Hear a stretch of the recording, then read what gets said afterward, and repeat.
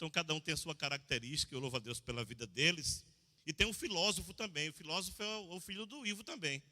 É o nosso irmão Samuel, não é?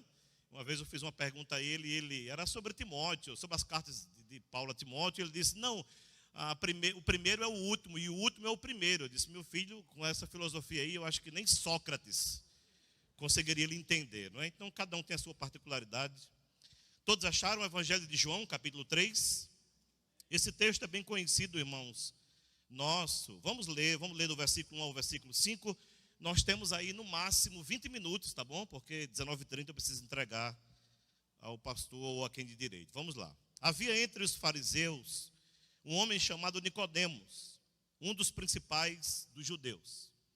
Este de noite foi ter com Jesus e lhe disse, Rabi, sabemos que és mestre, vindo da parte de Deus, porque ninguém pode fazer estes sinais que tu fazes, se Deus não estiver com ele.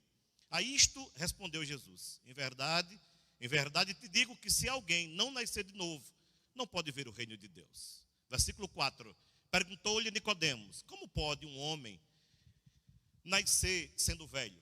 Pode porventura voltar ao ventre materno e nascer segunda vez? Respondeu-lhe Jesus, em verdade te digo, quem não nascer da água e do Espírito, não pode entrar no reino de Deus. Pai, muito obrigado por essa oportunidade. Esse tempo que nos resta, fala ao nosso coração através da tua palavra. É assim que nós oramos e desde já te agradecemos em nome de Jesus. A igreja diz amém? Meus amados, esse texto que nós acabamos de ler, eu não tenho dúvidas de que você já conhece, já deve ter lido muitas vezes e provavelmente já deve ter visto e ouvido alguém ministrar a respeito desse texto. Para mim, é um dos diálogos de Jesus mais interessantes, claro, no Novo Testamento e, para ser mais preciso, nos Evangelhos. É um diálogo que começa com uma visita. É interessante que era Páscoa, eles estavam em Jerusalém e Nicodemos resolve fazer uma visita a Jesus. E a visita, o turno que Nicodemos resolve para fazer uma visita a Jesus é no turno da noite. E aí, claro que nós podemos questionar e podemos perguntar por que Nicodemos foi ter com Jesus à noite. Claro, irmão, por inúmeras razões. A gente pode supor inúmeras razões, mas provavelmente ele foi à noite para não se expor. Por que Nicodemos não queria se expor durante o dia quando fosse visitar a Jesus? Porque Nicodemos era um homem de posição naquela cidade. Todos conheciam Nicodemos, ele era um religioso. Veja que no versículo 1 do capítulo 3 já descreve quem era Nicodemos. Veja que o texto diz que Nicodemos era fariseu. Ele fazia parte, os fariseus eram uma seita que na época de Jesus tinha aproximadamente um pouco mais de 6.000 adeptos. E essa seita deu muito trabalho a Jesus. Por alguns momentos, em algumas ocasiões, dentro daquele contexto, os fariseus foram até Jesus com o intuito de fazer com que Jesus caísse em contradição, para que Jesus, ao mesmo tempo que caísse em contradição, também caísse em descrédito. Houve um momento em que eles chegaram para Jesus e perguntaram se era lícito pagar tributo a César. E aí Jesus, na sua sabedoria, pediu uma moeda e perguntou para eles de quem é essa efígie que está impressa nessa moeda. E aí eles responderam, essa efígie é de César. E Jesus disse, pois bem, dai a César o que é de César e a Deus o que é de Deus. Então, muitas vezes eles foram até Jesus com esse intuito de fazer com que Jesus caísse em contradição e automaticamente caísse em descrédito. Então, Nicodemos fazia parte dessa seita. Ele fazia parte desse grupo religioso que perseguia Jesus. Mas o texto ainda diz no versículo 1 que além de ser fariseu, Nicodemos era ou o texto que diz aí, um dos principais dos judeus. E o que essa expressão significa, Kleber? O que quer dizer essa expressão, um dos principais dos judeus? Isso quer dizer que Nicodemos era membro do Sinédrio. O que era o Sinédrio? O O Sinédrio, irmãos, era um tipo de tribunal superior dos judeus, que eles se reuniam, era composto pelos saduceus, pelos escribas e pelos fariseus. Aproximadamente 71 homens, 71 pessoas que compunham aquele Sinédrio. E eles sentavam para resolver problemas civis também, mas na sua maioria eram questões religiosas. A gente sabe disso. E para ser membro do Sinédrio, a história diz que precisava pelo menos de algumas características. Primeiro, você teria que ter mais de 25 anos. Segundo, você teria que ser casado. E não só casado, teria que ser bem casado. Terceiro, teria que conhecer a Torá. O que é a Torá? A lei. Teria que conhecer o Pentateuco. Teria que conhecer Gênesis, Êxodo, Levítico, Número e Deuteronômio. Conhecer bem para poder ensinar. E além de conhecer bem as Escrituras, além de ser maior de 25 anos, e além de ser casado e bem casado, ele precisava ser um homem de boa reputação.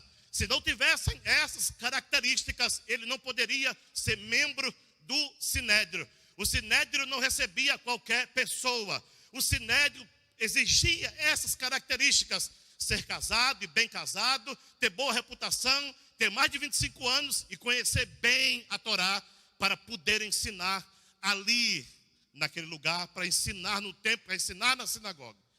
E se ele era membro, se ele era um dos principais lá do Sinédrio, então ele tinha todas essas características. Esse homem, diz a história, ele era um homem rico.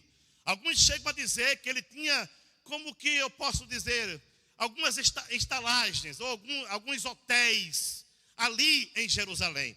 A história conta, a própria Bíblia afirma isso, que quando foram tirar o corpo de Jesus, ele e José de Arimateia, que também era ali do Sinédrio, prepararam ali com óleos, com perfumes, e aquilo ali é uma indicação que Nicodemos era rico, era um homem que tinha condições. Por quê? Porque aqueles perfumes, porque aqueles ungüentos eram caros, e eles prepararam para colocar no corpo de Jesus ao tirar da cruz ali após a sua morte. Então, Nicodemos era esse homem. E alguns chegam a dizer que assim como José de Arimateia era um discípulo oculto, com certeza ele também se tornou um discípulo oculto de Jesus depois, e depois se converteu e passou a ser membro da igreja de Jerusalém. Esse era o Nicodemos. Mas é interessante que, para não se expor, para não ser, digamos assim, ser perseguido e não ser, como é que eu posso dizer, irmãos, escarnecido, ele vai ter com Jesus à noite.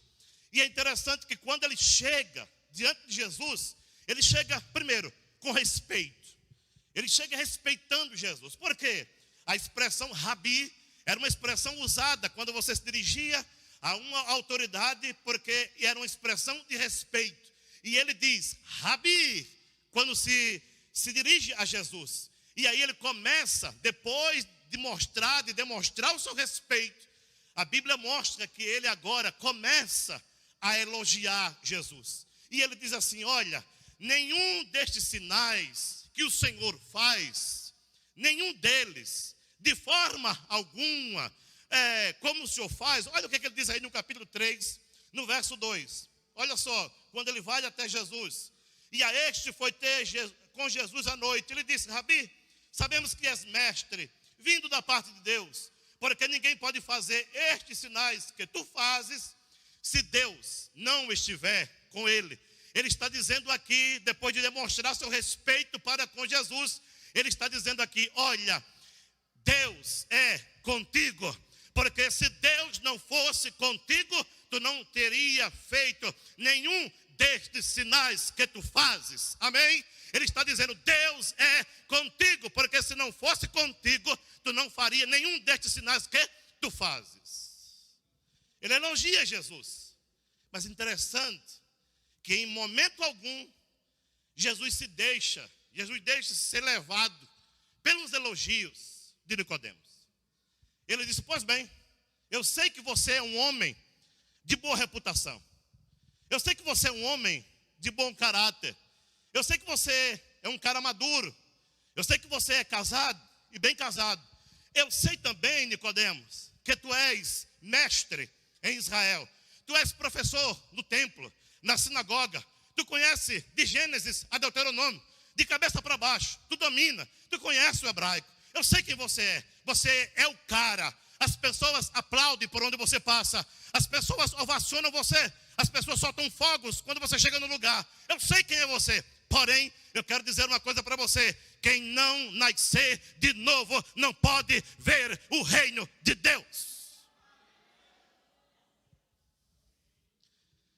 Irmão, isso caberia muito bem se Jesus tivesse dito à mulher samaritana, a Zaqueu, a qualquer outra pessoa no Novo Testamento.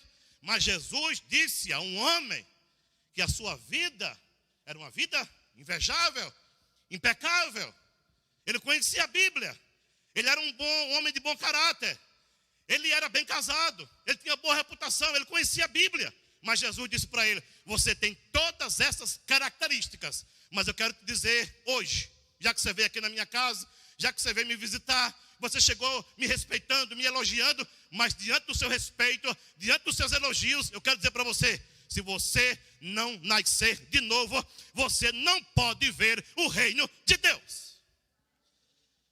Amados, possa ser que tenha alguém ou alguns que estejam nos visitando nessa noite e ache que o fato de dar esmolas, o fato de fazer algo, o fato de ajudar alguém, o fato da sua própria justiça, mas eu quero dizer para você, você pode fazer o que você quiser, mas você precisa nascer de novo. Porque se você não nascer de novo, você nunca poderá entrar no céu. Se nós não nascermos de novo, nunca entraremos nas portas celestiais. Se nós não nascermos de novo, nunca seremos salvos.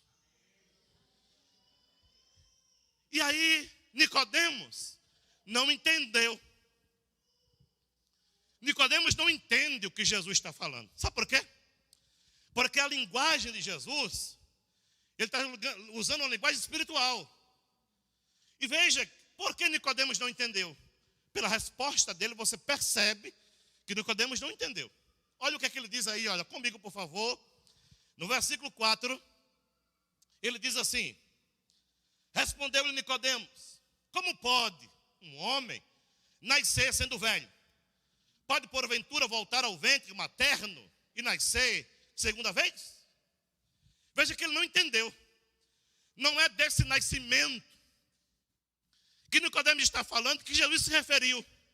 E aí Jesus, mais uma vez, só que, eu não sei se vocês prestaram atenção, mas no versículo posterior agora, Jesus vai um pouco mais a fundo. Ele não diz mais, não pode ver. Ele diz agora, não pode entrar.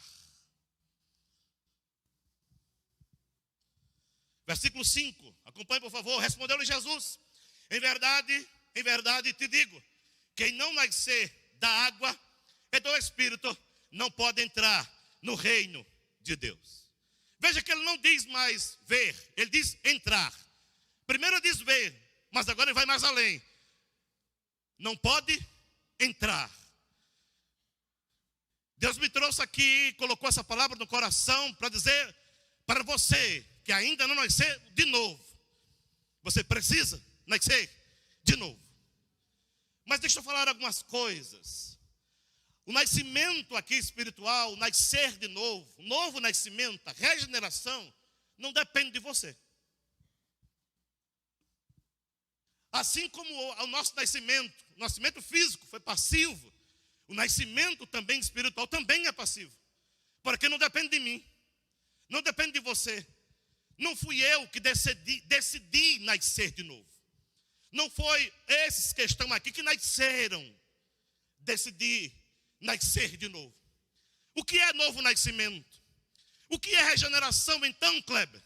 Regeneração, novo nascimento, é a ação sobrenatural de Deus sobre a vida do homem, em que o homem, em que eu, em que você, em que nenhum de nós temos participação alguma. Deus resolveu mudou meu coração, mudou teu coração, mudou nosso coração e realizou no nosso interior o novo nascimento. E eu e você nunca mais fomos as mesmas pessoas. Ele pegou aquele coração duro e transformou num coração de carne. Ele pegou aquele bêbado e o libertou. Ele pegou aquela prostituta e libertou. Ele pegou aquele idólatra e libertou. Ele pegou aquele adúltero e libertou. Ele pegou aquele pornográfico e libertou. Ele pegou aquela pessoa que estava na macumba e libertou. Deu um coração novo e realizou nele uma obra grandiosa. Uma obra que ninguém poderia fazer. O novo nascimento.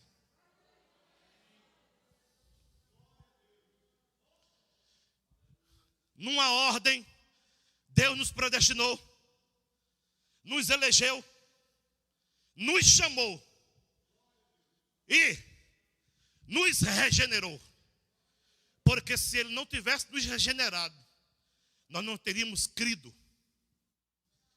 Nós nunca teríamos escolhido Deus. Porque eu não queria Deus. Você nunca quis Deus. Você só quis Deus porque Ele te regenerou, porque Ele mudou teu coração, porque Ele mudou sua vida. E a regeneração, irmão, não é de fora para dentro. A regeneração é de dentro para fora. O Senhor muda aqui e se exterioriza. Deus nos regenerou. E o Senhor está dizendo isso aqui para Nicodemos. Nicodemos, a tua justiça, a tua boa reputação, você conhecer a Bíblia.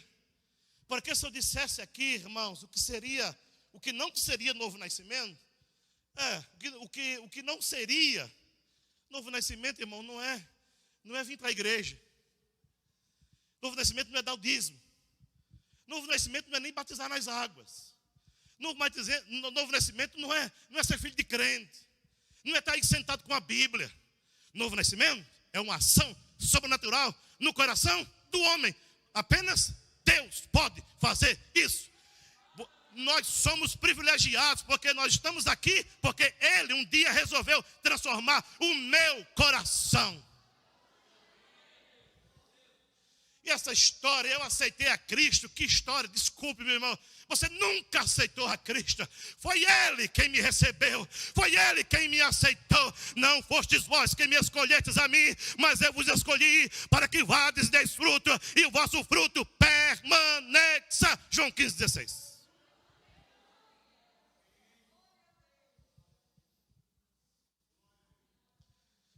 Logo com a regeneração, quase que simultâneo, conversão. E aí, meus olhos se abriram. Eu acho que você não entendeu ainda. Seus olhos se abriram. Vocês lembram quando Paulo adentra na Europa? Paulo está em Troade. E Paulo tem uma visão. E a visão é um homem que diz assim: passa a Macedônia e ajuda-nos. E o texto diz que logo Paulo entendeu que era para eles viajarem para lá. Viajaram, e quando chega lá, a primeira pessoa que se deparam nas margens do rio é Lídia, seus funcionários, sua família. Paulo prega para Lídia. E o texto diz: e o Senhor abriu o coração de Lídia para entender o que Paulo lhe dizia. Você sabe o que é aquilo ali? Regeneração. O Senhor estava agora abrindo os olhos e o entendimento espiritual de Lídia. E Lídia disse: eu estou entendendo o que você está dizendo. Irmãos, quantos de nós passamos a nossa vida toda, não é? Chorávamos, líamos até a Bíblia, alguns de nós até jejuávamos, vimos até a igreja, vimos até os cultos, cultuávamos, levantávamos as mãos, ficávamos de joelho e chorava, mas na hora de tomar a decisão, mas no dia o pastor esqueceu de fazer o apelo. Mas aí eu já vim decidido, você já veio decidido, quantos de nós já vieram decidido de casa? E alguém mandou um recado para o pastor não vai fazer o apelo não, porque eu vim entregar minha vida para Cristo. Veja, irmão, não é a decisão do Senhor que mudou o nosso coração. Porque, irmãos, nenhum de nós tínhamos forças. Olha o que a Bíblia diz. Eu vou finalizar, tenho 2 minutos. Olha o que a Bíblia diz em Efésios 2, porque a gente estava morto. Nós estávamos mortos, você estava morto. Nós éramos zumbis. Era o morto-vivo. Caminhávamos, namorávamos, tínhamos relacionamento, trabalhávamos, mas nós estávamos mortos. E aí, Paulo escreve uma das suas cartas mais profundas, sua carta à igreja de Éfeso. E ele diz no capítulo 2, verso 1, para os Efésios, dizendo, ele aí é Jesus. Ele aí é Deus. Ele diz, ele vos vivificou. Algumas versões vão dizer, ele vos deu vida. Estando vós mortos em vossos delitos e pecados.